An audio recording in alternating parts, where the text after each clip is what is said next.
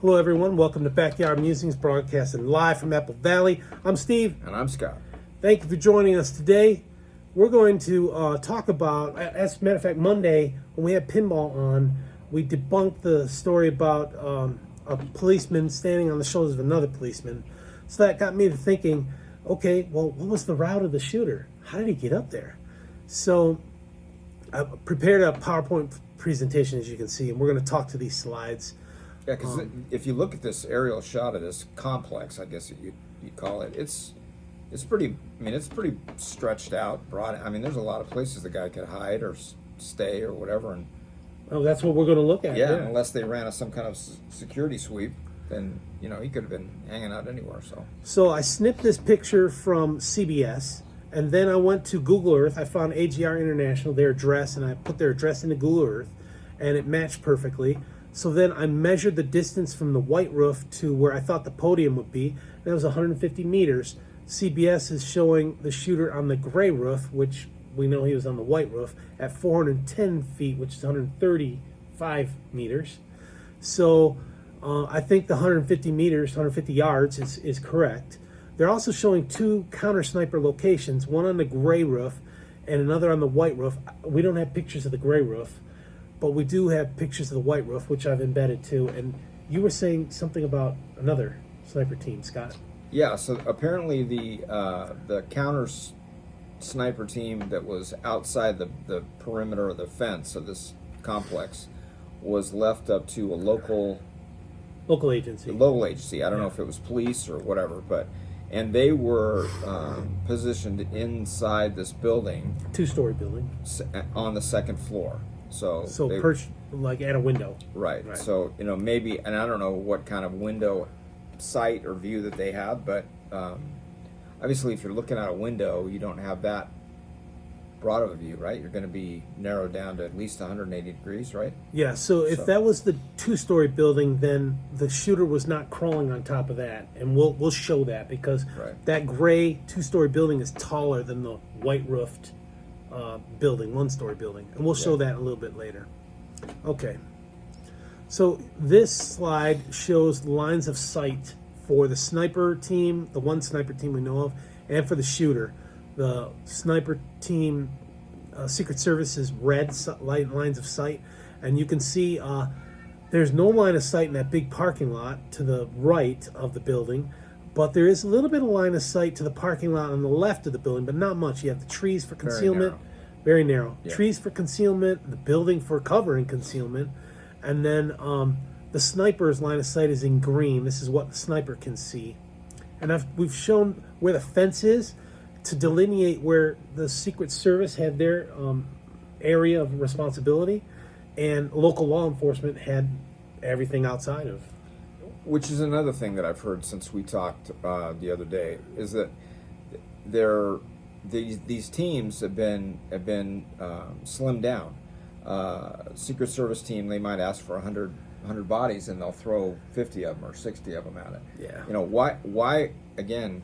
As high profile a target, and I don't mean a target, but just as high profile a guy as Trump is, why would you skimp on that? Just like, why did RFK Jr. not have any kind of protection? Which has changed now, obviously, but it's let's hope. too little, too late. RFK's got protection now. Oh, he does? I thought he did. Yeah, okay. I thought that they they finally decided to give him a team. That's good. But again, how big a team does he have? And I don't know. Why are we skimping on safety of these guys? Whether you like them or not. I mean, I don't begrudge Biden having as huge a team as he needs, right? Right. I mean, I don't want our president being taken out, or none of former us want our president. I don't want. Yeah, I don't want any of those guys. They should all have some kind of security force.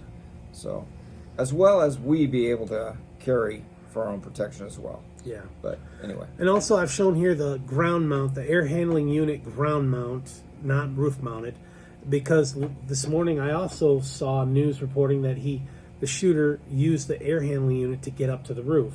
That was before I was starting to make this. I had two routes where the shooter could go, and based on hearing what I heard this morning, I was confident that it was the one route that we needed to look at. So let's take a look at that. So Route Alpha, you can see the well, let me orient you to this. Bottom left, it shows a picture of the rear of the building. I'm calling the rear of the building where that, maybe it's the front of the building, where the big parking lot is, right? Right. And it's some Arizona cypress trees, it looks like, on the cypress tree our left. And I've lined it up, so you can see the cypress trees on the Google Earth shot. Right. And you can see the yellow railing, and it looks like a loading dock. Yeah. So to the left of the loading dock would be extremely difficult to get up. If you could get behind those trees, you would need a ladder to get to that connector that you see. But you can't to the right there, where I've got the red X. You can't get through there because that's a wall. So you'd have to climb up over the wall, and people could see that, right? So this route, the route from this angle is not possible. Route Alpha is where it's possible. That small parking lot back there, and we're going to get more into that right now. Okay, so here we're looking at where the snipers are, right? And where the podium is, and the line of sight from the podium, and where the crowd's looking. You can see the trees are concealment on the right.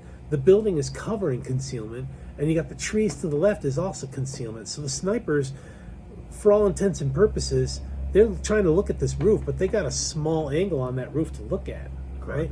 Their line of sight. Yeah. Right? And so the route I've shown, if he parks in the parking lot and he walks in between these buildings, that's the route.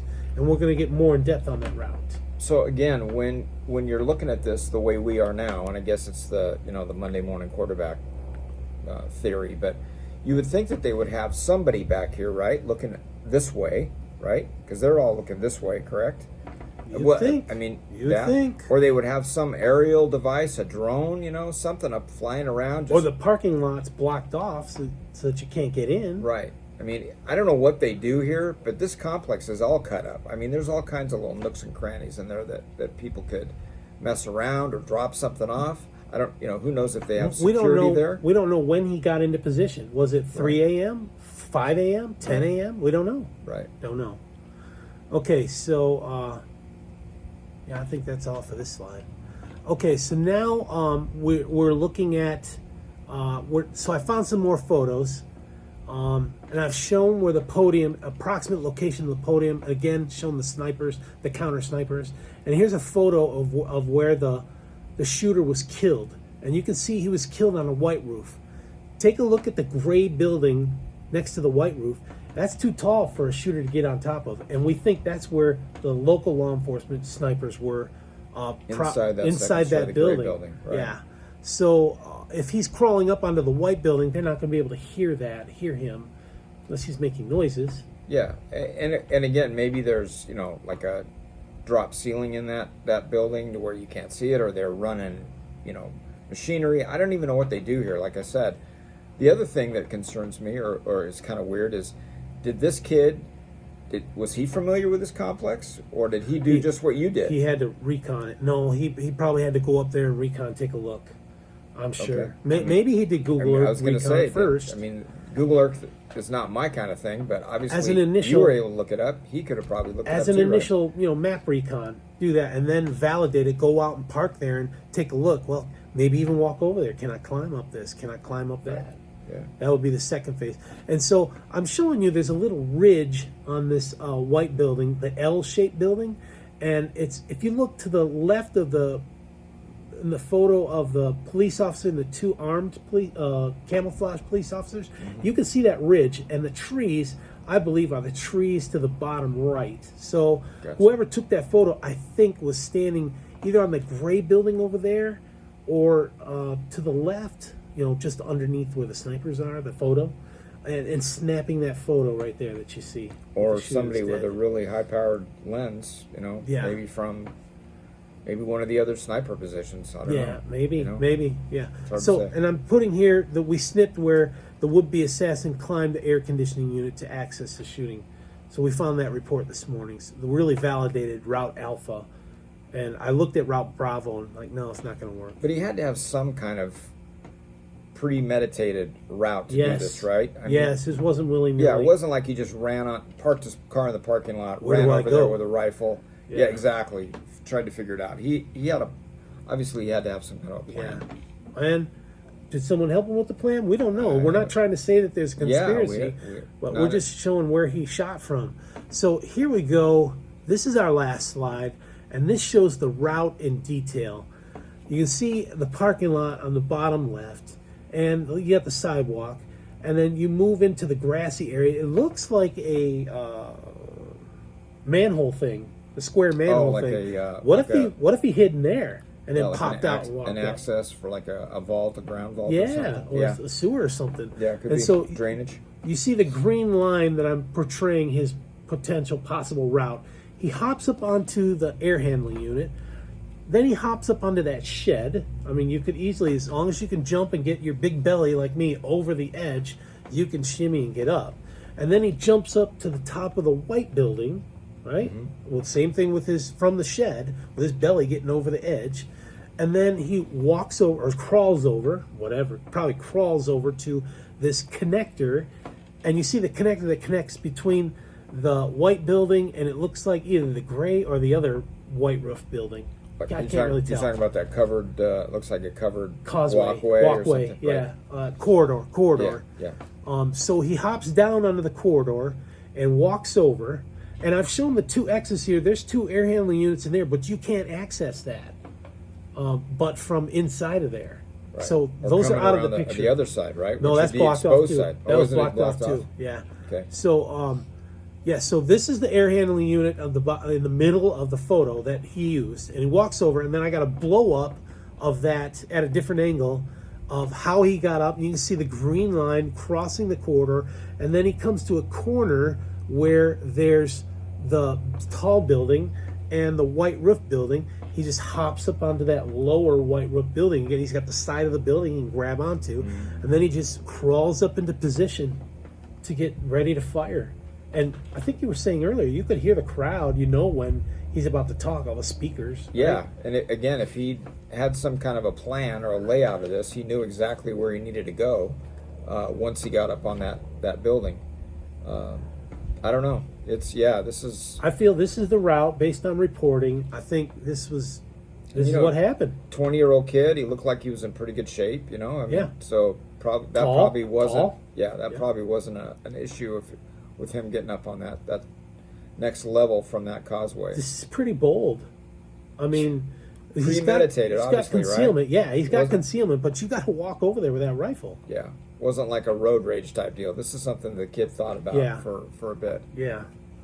All right, folks, we hope that you enjoyed this segment. We tried to be as scientific as possible, and these are our views. We're not absolutely. anybody else's views.